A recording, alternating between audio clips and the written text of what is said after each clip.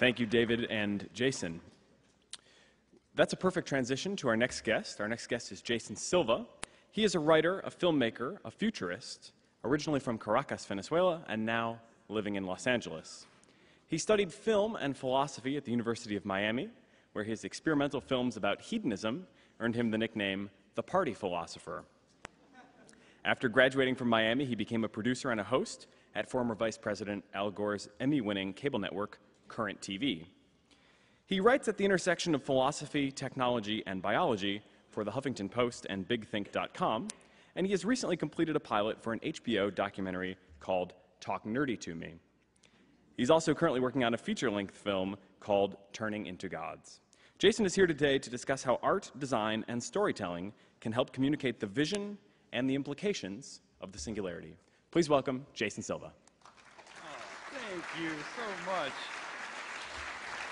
Hello, everyone. It's really an honor to be here among such gifted minds. It's truly a treat. And again, I'm here to emphasize the power of storytelling, poetry, and art direction and its vital function in really capturing the human imagination.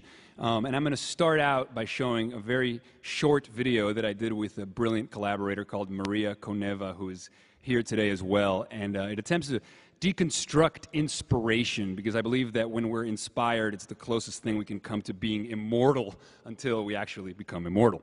So the idea of inspiration, to inspire, to receive, you know, Carl Sagan says we are a way for the cosmos to know itself. Is the cosmos speaking through us? Perhaps when we are at our most inspired, it is. So here's the first 2 minutes. It's meant to visualize an epiphany in real time and then show it to you. Let's see if it works, and we'll start there. 2, 1, 0.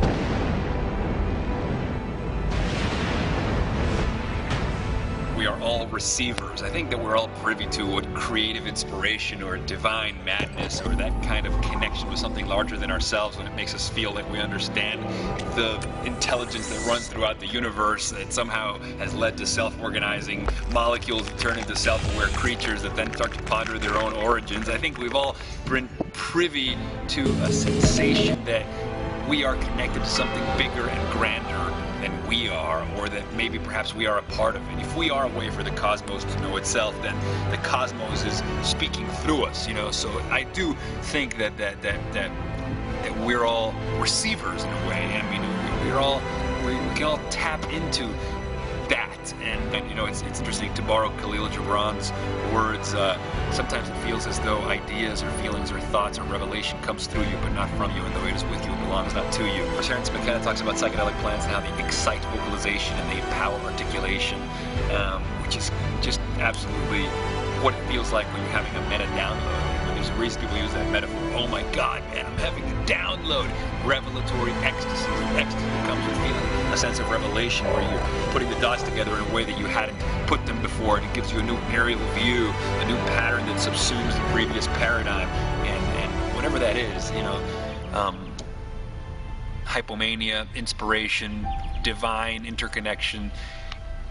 It makes us all, to an extent, receivers of insight, of knowledge, of intelligence.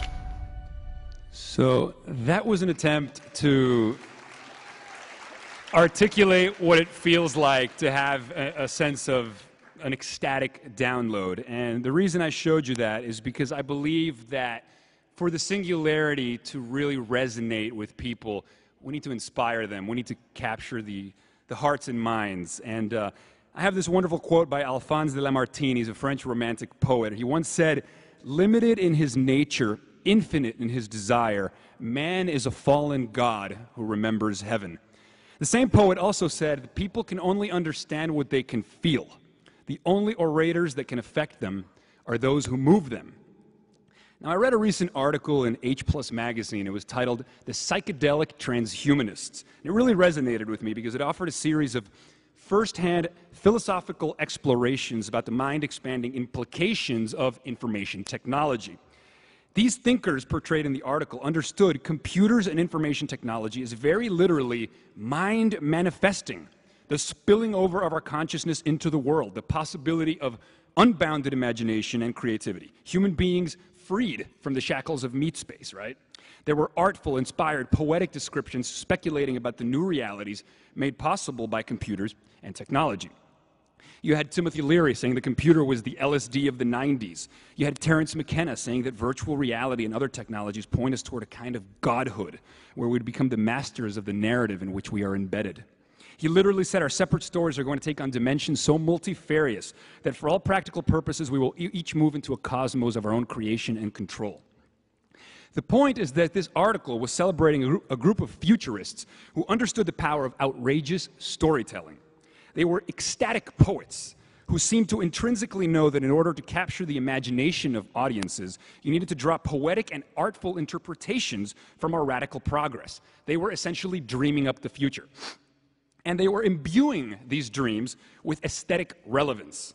They drew analogies between technology and human possibility, between our tools and extending our minds, and they were able to articulate these notions in ways that inspire awe. They were performing philosophers, and this is critically important. It's all about the storytelling. I can't emphasize that enough. The ideas that are explored in this room are some of the biggest ideas in the history of the world, really. I mean, they're earth-shattering ideas that deserve the entirety of the world's attention, but they don't always get it. We need more art direction. We need more poetry. We need more philosophy. We need to move people. We need to give them the goosebumps. We need to use artistry so that the ideas spill over and affect people viscerally and in their gut. The Imaginary Foundation, which did this magnificent image, it says, "The beginning is near," which I think is great. You know, the idea of the black and white and then infused by the color and the infinity of the cosmos that lies ahead, infinite possibility in all directions. They talk about the intersection of art and science and its critical importance. They need each other. The artist needs the scientist to point the way. The scientist needs the artist to infuse big ideas with this kind of aesthetic, existential, and philosophical relevance. So my goal, my work really has been all about getting these ideas out there, you know, the ideas that we're talking about in this conference, and broadening the audiences that they appeal to. So I'm interested in how can we epiphanize people, like literally. How can we give them, my collaborator Maria Coneva says, how can we give them the red pill, like in the Matrix? Let's like literally give them the red pill so they can stay in Wonderland, and we'll show them how deep the rabbit hole can go. Now, great thinkers and scientists have always provided the best, biggest, most all-encompassing worldview available at the time. But they also need to steer the trajectory of public discourse towards their ideas. Scientists and engineers, as much as anyone else, are competing in the marketplace of ideas.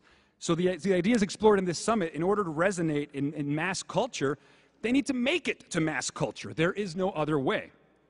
Now, some have done this well in the past. Can you guys hear me okay?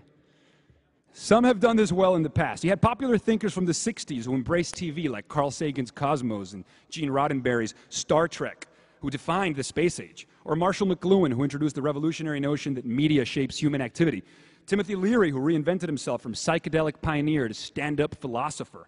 And these on television, no less. And these guys were all maverick thinkers who helped articulate the future by adopting a pop culture vernacular. And I think this is key. Especially here, where we're proposing possible futures in which humans can explore the cosmos, where science can grant us immortality by reprogramming our DNA, and where our downloaded brains can become pure consciousness adrift in virtual reality. We are storming the freaking barricades of death, both physical and intellectual, so we have to make it sexy. Now, for inspiration, I have turned to a generation of technological visionaries who imaginatively interpret the future that we are creating, finding somehow the words that elicit the type of dopamine feedback loop that really, that we all recognize when an idea seems to resonate and make us come alive. And so a few poetic takes on where we're headed. There's this wonderful line from Kevin Kelly. He says, look at what is coming. Technology is stitching together all the minds of the living, wrapping the planet in a vibrating cloak of electronic nerves, entire continents of machines conversing with one another, the whole aggregation watching itself through 1 million cameras posted daily. How can this not stir that organ in us that is sensitive to something larger than ourselves? And there's also this wonderful Terence McKenna line that I love reading it out loud because it's so wonderful. He says, sometime in the last 50,000 years, with the invention of culture, the biological evolution of humans ceased, and evolution became an epigenetic cultural phenomenon. Technology is the real skin of our species. Humanity, correctly seen in the context of the last 500 years, is an extruder of technological material. We take in matter that has a low degree of organization, we put it through mental filters, and we extrude jewelry, gospels, space shuttles. This is what we do. We are like coral animals embedded in a technological reef of extruded psychic objects. Now, I also think we sort of need to claim our role as cosmic heroes here. There's a wonderful line by Alan Harrington, who wrote The Immortalist, which is out of print, but I recommend it to everybody. It's a wonderful philosophical assault on the problem of death. And he says, we must never forget we are cosmic revolutionaries, not stooges conscripted to advance a natural order that kills everyone. So those are my ideas, some of my thoughts, and I'm going to show you another video now titled The Beginning of Infinity, which was, it's kind of like the Singularity in less than 2 minutes, but it was inspired by David Deutsch's new book, The Beginning of Infinity, and he has this wonderful example about how if you look at the topography of the island of Manhattan, you'll notice that that topography is no longer shaped by geology, it's shaped by the human mind. Culture and economics literally have trumped biology when it comes to the topography of Manhattan. He extrapolates, that's the fate of the whole universe. It'll be a product of our own intentional doing. So check out this 2-minute video, and then I'll have just a closing thought and questions. 2, 1, 0.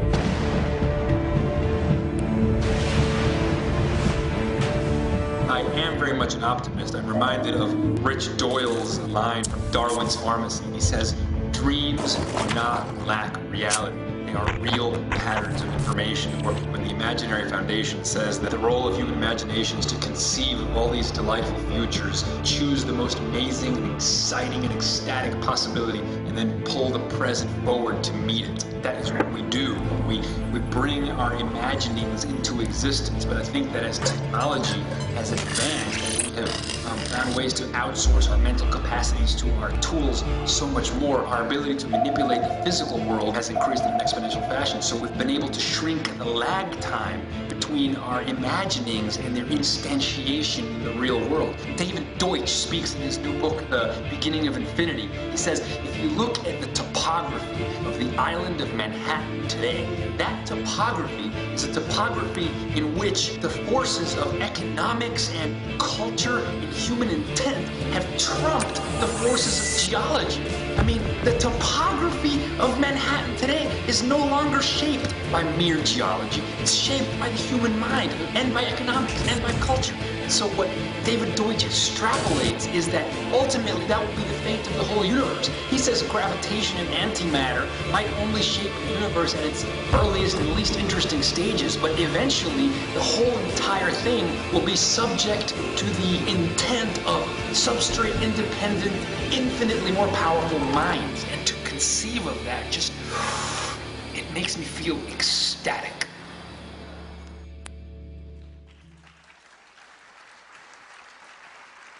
I mean, really for me, like, to be inspired, I find to be the ultimate antidote to existential despair.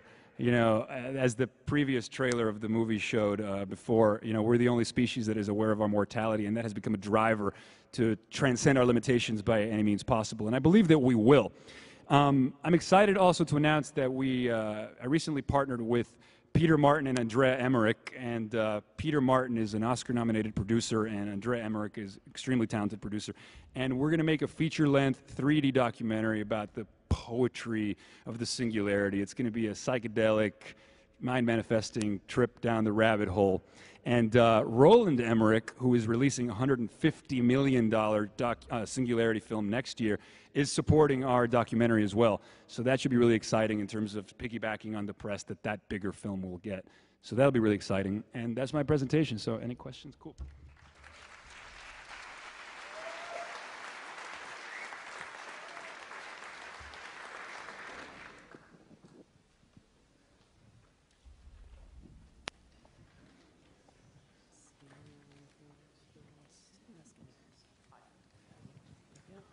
Over here on the left to start off. Yeah, I was wondering if you've taken any of your work into middle schools, high schools. I'm in the process of developing a Futures and Foresight curriculum for K through 12 that is predicated on the general concept of trying to restore wonder to the educational process, which, by the way, does not have a statistical, analytical measure progress report card at the end of every year. So I was just wondering, because it seems your own vision as you articulated it, and clearly the work on the screen, fits that audience to a T, and I was hoping maybe there was some connection that either exists or could be made. Yeah, well, it's interesting. You know, I spent 5 years hosting a TV show on Al Gore's cable network where we featured short-form segments, short-form documentaries, in the hopes that that could break through the noise because people's attention spans were, you know, limited because they had all these other distractions. So in doing this series of short-form, I call them ecstatic meditations, I thought if you could make them short and you can make them shareable, then they lend themselves to the Facebook and Twitter generations because people can be epiphanized, and then they have the urge to share that experience. I mean, we all get inspired, but inspiration is kind of a lonely experience because you can try to tell your friends, this is what it feels like, this is the epiphany that I had, but if you can't like visually show them what the dots looked like when they were connecting in your consciousness, you know, then you can't transmit the wonder. So I wanted to follow that viral sort of concept and see if I could make something that would do that. And you know, I haven't really spoken to high school kids. I've spoken to college students a few times. But yeah, I mean, it's just about sharing that kind of outrageous sense of wonder. Or wonder. We're all wonder junkies. Some of us don't know it. Back right. Hi, Luke Nosek, Founders Fund. Actually, following on to the same question, who do you think is the most important group to reach to create a positive singularity? Is it everybody? Is it the younger generation that before they've been affected by the school system, elementary school? Is it engineers in college who are thinking about what they're going to do with themselves, entrepreneurs, politicians? What is it? Where can you have the most impact? Yeah, well, I think that we live and breathe in story. So I think it has to be a mainstream narrative that can compete with the doom and gloom, if it bleeds, it leads thing that just for whatever reason seems to be really popular. I mean, you watch like Steven Pinker's TED Talk on the myth of violence or Matt Ridley's TED Talk on when ideas have sex, and you see like the world is getting less violent and we're making radical progress, as Ray Kurzweil was showing this morning. And yet the reality is you go to a cocktail party, you tell people, I'm really excited about the future. We're making radical progress. And people just don't get it. The world is ending. Everything is disaster, terrorism. So I think you got to compete in that marketplace of narratives, in that marketplace of ideas. You know, it's interesting, when the astronauts first went to space and we saw Earth from the vantage point of space, that was an instant epiphany. We knew then that we needed a new story of who we were from that context, right? You expand your consciousness, you expand your perspectives and your points of views, and you come up with new narratives. So I think that now,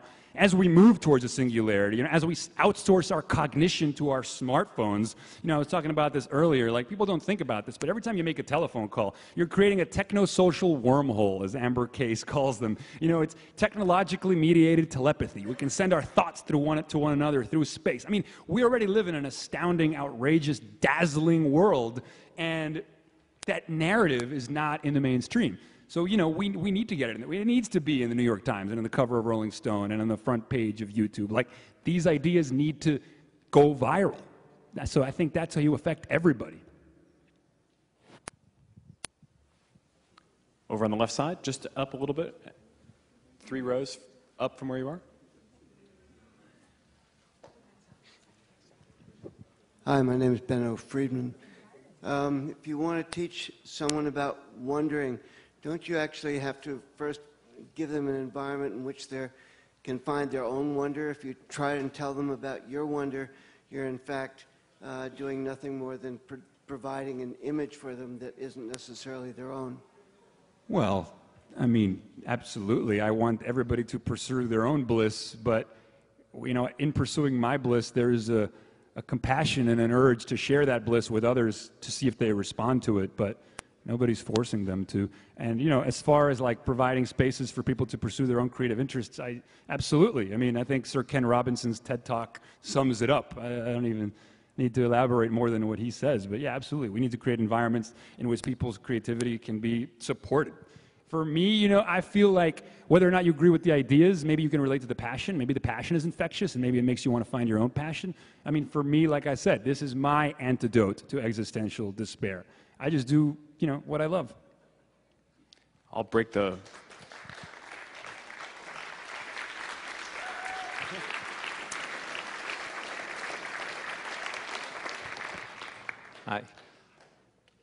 I wish everyone had your passion.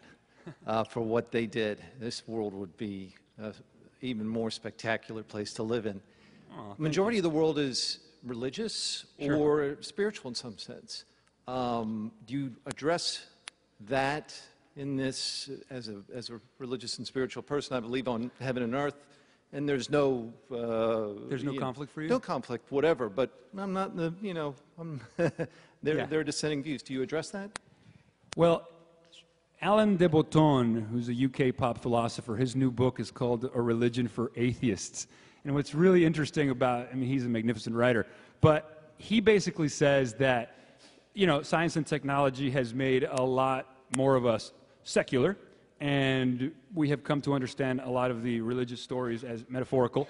But what he says is that we cannot dismiss the attempt to provide existential solace and nourishment to people. You know, the other day I walked by, and I'm not religious at all, but I walked by a church the other day, and for a moment I realized that the purpose behind the architecture of that was a human attempt at basically inscribing awe as a topographical statement. I mean, when you see beautiful architecture, that's us singing. That's us holding inspiration in stasis. But it's also an act of surrender in the hopes that there's something larger and bigger than we are. And I'm sure that at different scales of reality, you know, just like we have trillions of cells, all of us together are trillions of cells in the global brain. I mean, at different scales of reality, there might be complexity. I don't know if it's conscious or not.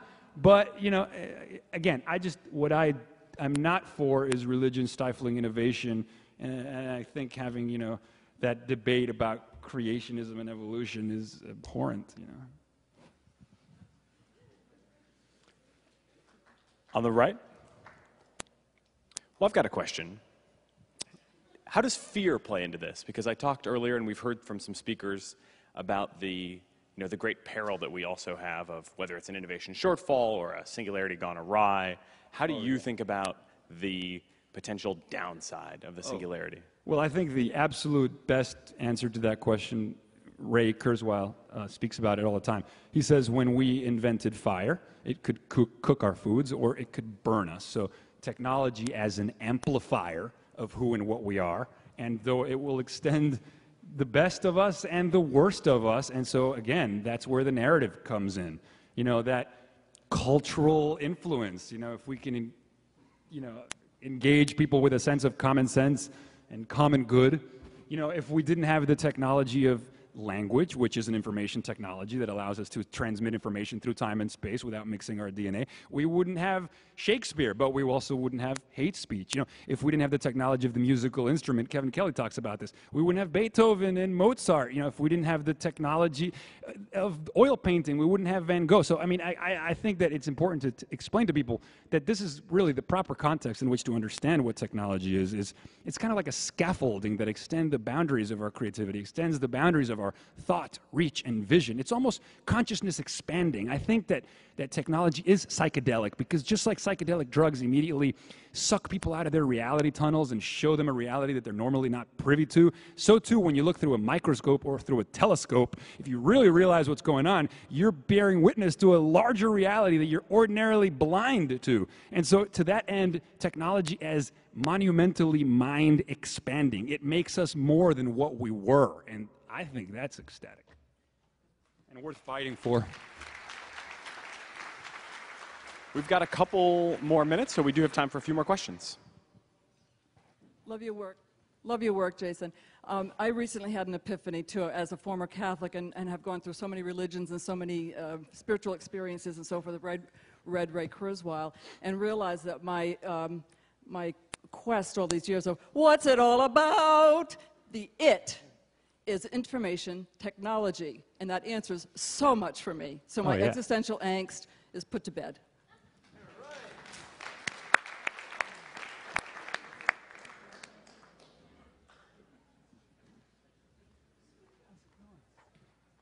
Hi, Jason. I happen to be a manager and activist of Creative Commons and a large mainstream audience in North America. If you're willing to share some of your content, short-form content, with us, I can be of help. So we should talk later. Please. I would love that. I think, you know, the art of the remix and the mashup, you know, there's that wonderful series that says everything is a remix.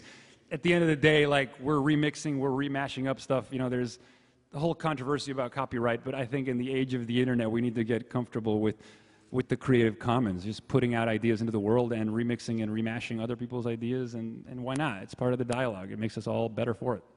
I would love to talk to you. On the left, we've got a couple hands up over here. Hi, Jason, over here. Hi. In the back. Yeah. So do you think we're reaching a point, because I think culture has evolved through epiphany, and then we institutionalize epiphanies, and that's basically how culture's evolved. Do you think we're getting to a point where we no longer have to institutionalize epiphanies? Wow, that's a great question. Well, the problem is that institutionalizing things has taken a long time, right? But that was okay because technological revolutions took a long time, you know, relative to now. And so I think as technology increasingly shrinks the lag time between what we can imagine and what we can create, then things can take over before we've had the chance to process them, at least until we merge and augment our ability to process the very progress that we're bringing into the world. So that's where Kurzweil says we need to increase our own intelligence. In the back on the right. Hi. Something that I find interesting about this image you have up here is that it's intentionally backwards in terms of color. When you actually look at natural colored images of the universe, they're typically gray, whereas the Earth is one of the few places where we have lots of color. And it seems like your goal is to add artificial color to these ideas to attract attention from the masses. And my question is, do you feel like we need to intentionally artificially color these ideas to gain widespread acceptance of these ideas? And if so, is that depressing? Well, it's funny that you mentioned that photo because I work a lot with Nick Phillip, who's the head designer of the Imaginary Foundation. They're a wonderful apparel company and think tank that promotes the power of the imagination, and all of their images are inspiring, whimsical, psychedelic. And I honestly, it was difficult to choose which one to have as a backdrop because they're all so gorgeous. But I think this one, you know, what you said is true, but I think, you know, there's more of a metaphor there. I mean, it's saying that compared to the infinity that lies ahead, what we currently have pales. So I think that's kind of what it's implying, which is not to say that life isn't already wonderful, but there's this horrific death sentence, and there's disease that takes away our loved ones, and there's poverty. I mean, there's a lot to fix still. So the beginning is near. Next question in the front and left here, fourth row. Jason, I think most people in this room would share your enthusiasm for the future, for singularity, and what's happening with the world right now. But right before I came to this conference, I remember telling somebody how excited I was to go to this Singularity Summit. And I briefly described Singularity to somebody who had no idea about it. And I got an expression like, "Mark, you have two heads." You know, it's like a total weirdo. So while I think a lot of people in here share your sentiments and love your passion for this idea, how would you approach spreading the word to somebody who maybe doesn't know about this yet and is part of the majority of people without turning them off to such a revolutionary idea? You follow the Timothy Leary model. There's that wonderful story. Marshall McLuhan went to visit Timothy Leary in jail and told him that you're the basic product endorser. So it was just like, you are the message. Associate all the wonderful things that technology can offer, you know, associated with mystical romance, associated with adventure, associated with possibility. Tell your rock and roll friends to write jingles about the power of technology. I mean, go on talk shows and smile. I mean, you expand your audiences by finding a language that is not threatening. People get scared when they don't understand something and when they feel like it goes over their head, and so they quickly reject it. So just find ways of inspiring them, you know? Make the ultimate movie trailer for the Singularity. Back right. I'm reminded somewhat of the Futurist Manifesto. are you never afraid that these ideas, which you call a cure for existential angst, are not like, which you say are as a drug that allows you to see more than you would normally see? Are you never afraid that they are, as a drug, also an escapist means and an ultimately destructive means? And most importantly, how do you deal with this? Because I personally would love to know. Yeah, well, I think that as long as mortality exists, everything is escapism, you know, but that doesn't negate how beautiful and powerful art is. You know, I love movies. I think movies are the most magnificent art form man has created. You know, movies are the best virtual reality we have created. I mean, movies spill over. They give us genuine and real catharses. But movies are still an escape. They're an escape from the quotidian. They're an escape from the mundane. They're an escape from the boring. And we have this hedonic adaptation that we just get used to things and they become, invisible. So I think we need to hack our own brains. Like, genuinely, there's a reason that we've had this relationship with drugs or TV or sex. We get addicted to things that give us pleasure because they provide a high. There's nothing wrong with wanting to feel high. And that is all the time we have. Thank you, Jason Silva.